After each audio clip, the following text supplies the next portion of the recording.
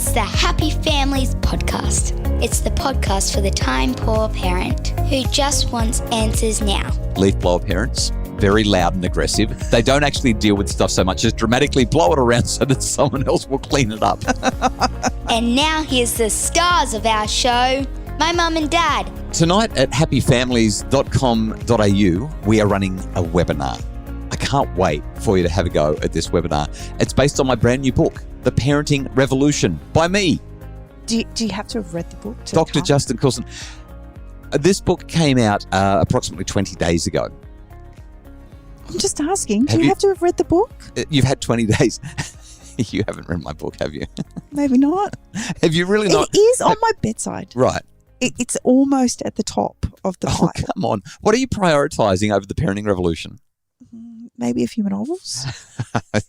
So here's the thing. In my defense, when I don't have a lot of time, I need to read a novel because it only takes a few days. Right. Whereas your book is not going to take me a few days. Yes, because it is. if I know anything about anything, it's that this is going to hurt my brain a little bit. Do you know what? I have had so many people already email me, text me, jump onto Facebook and say that their book has arrived, that they've read it, that they've loved it. In fact, somebody just the other day said that they loved it so much they ordered 4 more for their friends. Do they have my 6 kids? Well, no, but nobody has your 6 kids. Just we have our 6 kids. So in my personal circumstances, I haven't had time. Right. Well, I don't know whether to be offended. I can't believe you're giving me a hard time about not reading your book. It's my brand new book. My next book that I'm in the process of researching for is about raising boys. It's about bringing up boys. You're not going to read that one either? I'll probably definitely not read that one. So for those of you who are new to the podcast, I'm Justin. I'm here with Kylie, my wife, mum to our 6 daughters. I probably read the book 100 times over with the amount of things that I listen to from you day in, day out. You're saying you could teach it so well you don't need to read it? No, I'm not saying that at all. I'm happy for you to have your place in society. But I will say that there won't be much in there that I'll read that will be new to me because the conversations we have are ongoing and regular. Well, I think I've written a really good book. And I'm not saying it's not a good book. And I think that you'll enjoy it. You might even see a side of me that you're maybe not used to seeing. Maybe it might feature in book club in a few months. You never know. In book club? What book club? When we do our book reviews. Oh, of course. Book club on the podcast. Oh, sorry. Yeah. Okay. All right. Well, just be patient. I'm nervous about that. That does. Let's get on with the podcast. About my 3-star rating. Is that what you're worried about? Oh, don't you dare. If I don't get a 5-star rating, I don't know if you're ever going to be invited back onto this podcast again. All right. We need to talk about tonight's webinar. For those of you who are Happy Families members, thank you so much for being a Happy Families member. We love our members. And every month you get a webinar included in your membership. The value of the webinar is $35, but the membership only costs $18 a month. So you get a half-price webinar, plus you get our Q&A and a whole lot of other stuff. So if you're not a Happy Families member, please join up. You would just love it. And we have members who have been with us now for more than 3 years because the value and the way that it makes a difference in their lives and their families is so substantial. Ongoingly, even if I say the same thing over and over again, it makes that much of a difference. Anyway, tonight we're doing a webinar. If you're not a Happy Families member, you can purchase the webinar right now at happyfamilies.com.au for $35. We very rarely sort of push and sell stuff on the podcast, but today I want to tell you about the webinar. Well, I have a few questions. Firstly, are you going to charge me $35 to attend? You're unbelievable. Yeah, I think that I will because you give me such a hard time.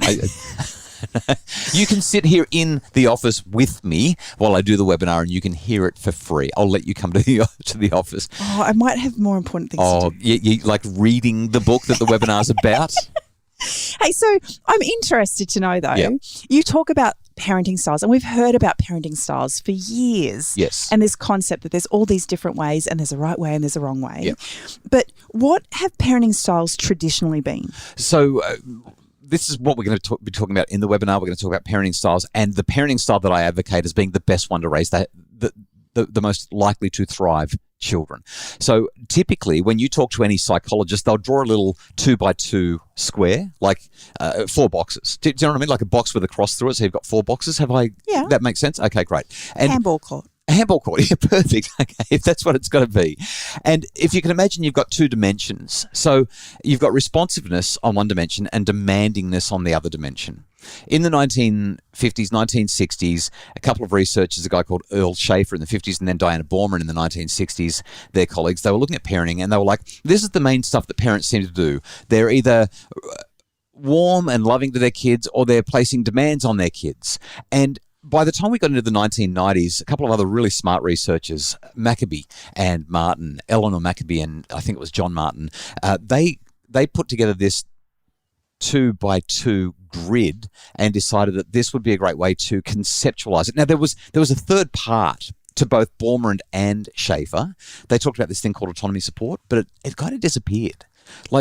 So I'm going to use a religious motif for a second to highlight what I'm talking about. Okay, so you've got three things: autonomy, support, responsiveness, and demandingness. You with me? Yep. Okay. Hold that in the left-hand side of your brain for a second, and we're going to engage the right-hand side of your brain for a second. When I talk about the cross, okay, so we're going to use a Christian motif here for a second. When I talk about the cross, what do you think of specifically from a, not from a religious perspective, but what did the cross look like?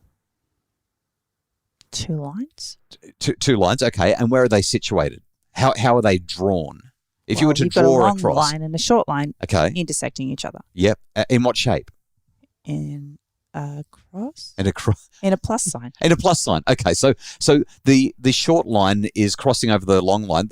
I need some more information here. What you're trying to say is that the long line is vertical, it goes up.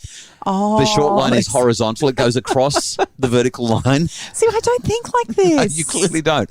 But here's what I find really fascinating about this. We have all of these illustrations. You don't have to be Christian to know that when you're talking about the cross from a religious point of view, that's what it looks like. It looks like a letter T, a small letter T that's been stuck in the ground and somebody's been crucified on it, right? What's fascinating is I've dug into this a little bit because of our own background, and the cross that the Romans would use for crucifixions, to create a cross that looked like a small letter T was actually quite a challenge from an engineering point of view. And there are some religious scholars and some historians that argue that the cross didn't necessarily look like that. In fact, it might have been more like a capital T, or it could have even been more like an X. I was going to say more like an X. Yeah. And so we have this conceptualization that that's what a cross is supposed to look like because we've seen so much art depicting the cross looking like a small letter T. Okay, that's a big tangent, but it applies a lot to what I'm about to talk about with parenting styles. Remember I said that there are three dimensions that Borman and Schaefer and many others have talked about, with autonomy support being a critically important dimension.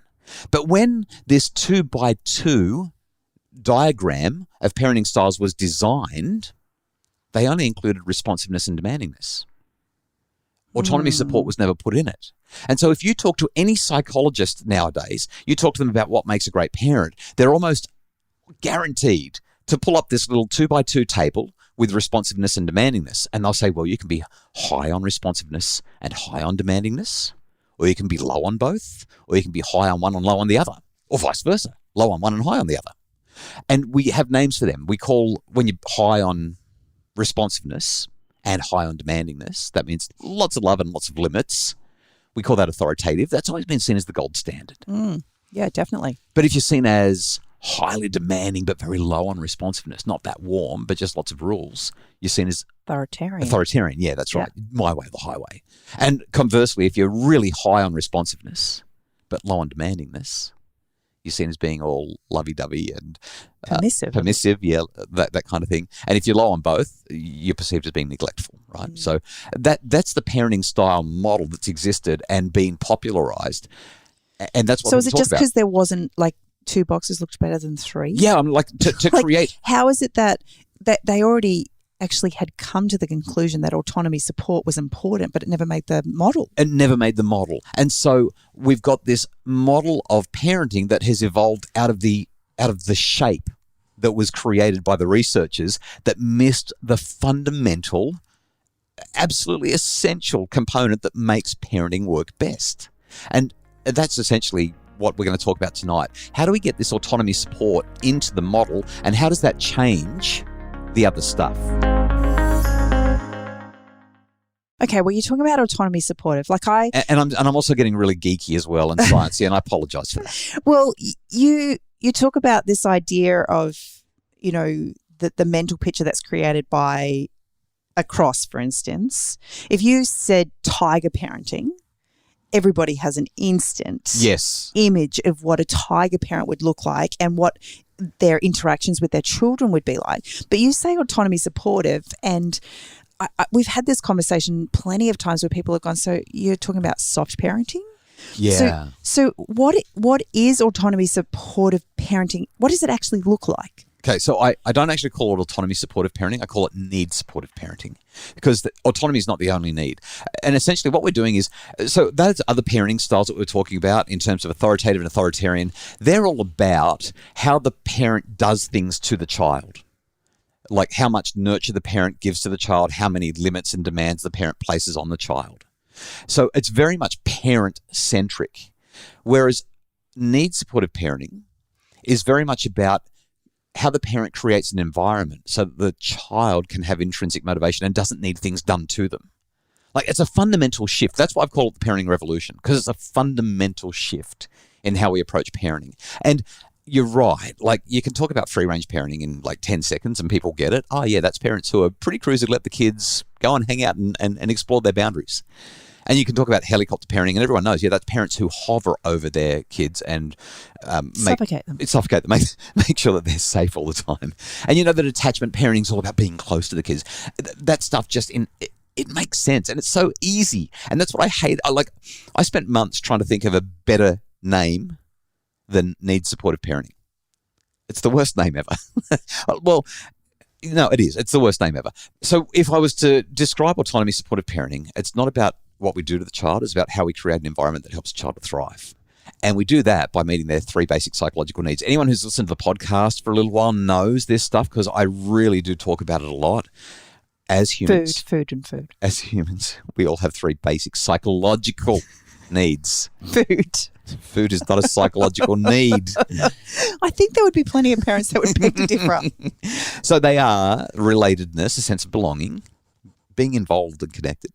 Competence from a parenting point of view is about how we establish boundaries and limits and routines and rhythms so our kids know how to act in the environment with a degree of mastery. And the third one is autonomy. That is, they've got to have a sense of choice in their lives. And there are really strong relationships between meeting those needs and how motivated our kids are, intrinsically motivated to do well, to thrive, to develop, to grow. Can you come up with another word for autonomy that starts with C? It doesn't choice. Work. Choice, control. Connection, competence. And control. Do you like that?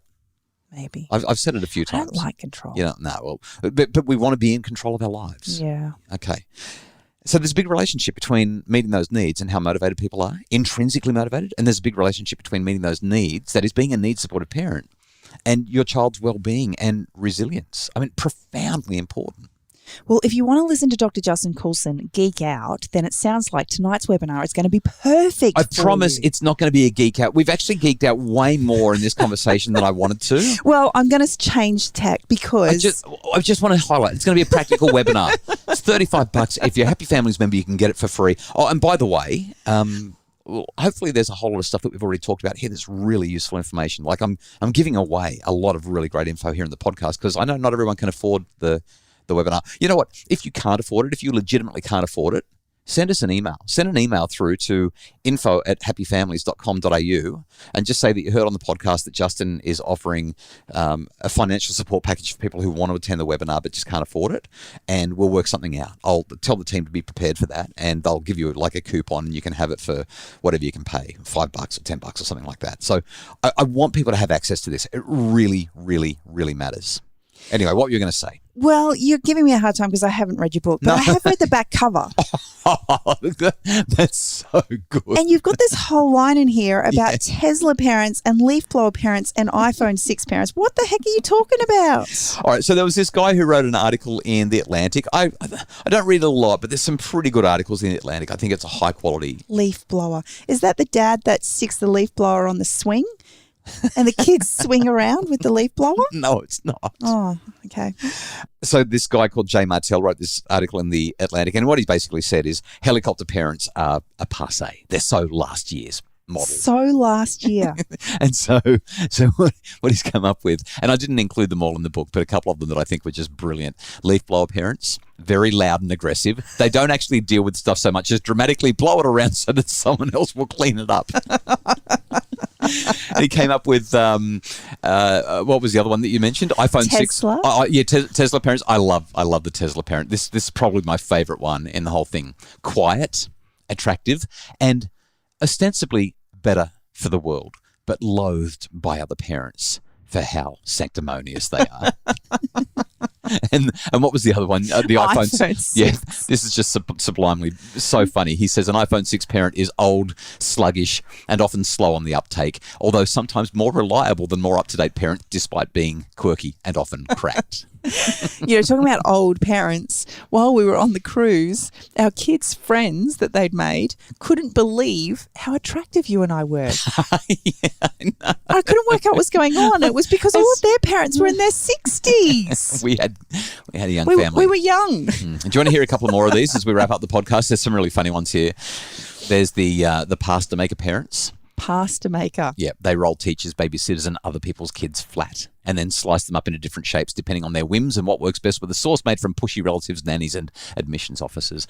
And there was the trash compactor parents. They make every member of the family do things whether they want to or not. Also, the air fryer parents, either completely shut down or blasting intense heat, causing a protective crust to form around their children, are considered healthier since they don't use conventional methods, but end up being just as bad for you as everyone else.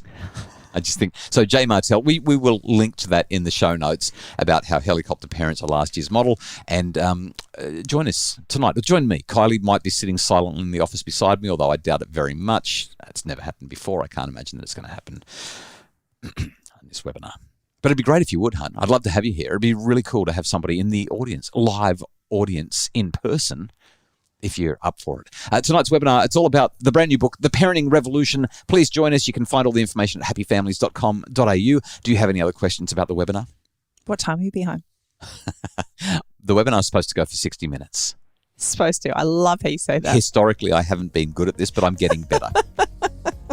Join us at happyfamilies.com.au for the webinar. All the details are at our Facebook page or online. Thanks so much to Justin Rulon, our producer, for making the podcast sound great, and for our executive producer, Craig Bruce, for all of the ideas, inspiration, and helping us to stay on track most of the time.